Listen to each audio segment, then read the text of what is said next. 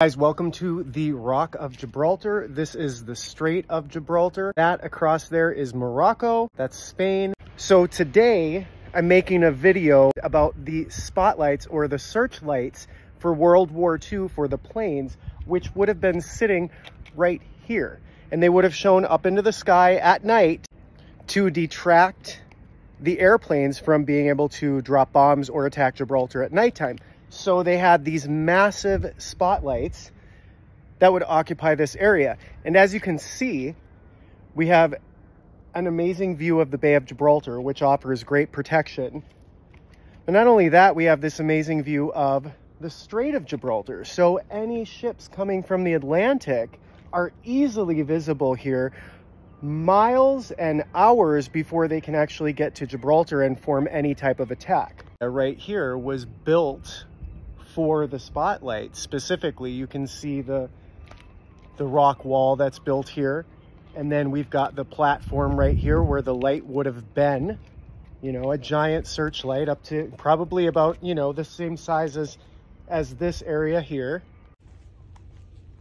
And this part right here, this is a pulley, so it would have had cables and wires right here to pull the light from inside this tunnel. Another important feature here is the actual tunnel here, where during the day, right, to prevent any type of attacks that could happen, the light would be pulled back in to this tunnel. Now, if you know Gibraltar, and as I've shown you before, Gibraltar is filled with tunnels and caves. And this is just like any other tunnel that was dug out, adding a frame, adding a wall, and then just digging in here. They built this tunnel, and it's really rudimentary, like they just came in and just kind of dug this out with enough space to be able to put the light, the searchlight, during the day, pull it in, safeguard it, keep it safe. So there's still a pulley, and this was like some sort of, I don't know if this was a shelter, it was something. We can see it had electricity here, a light there, and then this must have been like an office or a sitting room, or it could have been barracks for the soldiers that were up here. This is a great example of some of the historical features that are here at Gibraltar. And like I said, they dug out this tunnel, created this platform.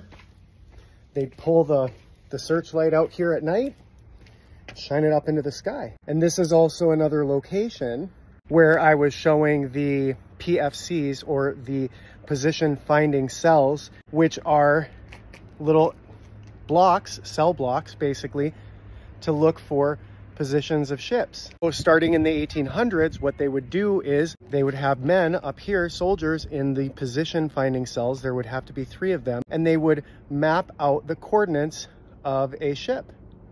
So in the 3 position finding cells, they would all add coordinates, match them together, and then send those coordinates to the firing gun, or to, for example, down there, the 100-ton gun, so that the gun, or even down here, that's Parsons Lodge, so that the gun would know where to line up in order to fire at ships if they were coming to attack Gibraltar. But this particular piece right here, I think this is from World War II, when planes were more in use fighting the war. And of course, we know that the Americans were here in Gibraltar. President Eisenhower was the commander of what was called Operation Torch. So he would have been here at the time that this was either constructed or when this was being in use.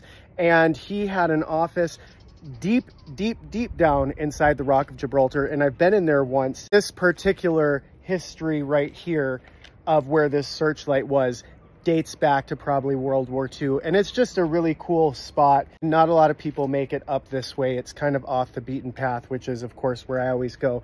But you got the cool little tunnel here, and we still have the platform where the searchlight would have been.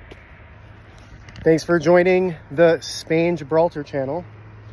And if you have any questions about travel to Gibraltar or travel to Spain, anything like that, feel free to leave them in the comments below.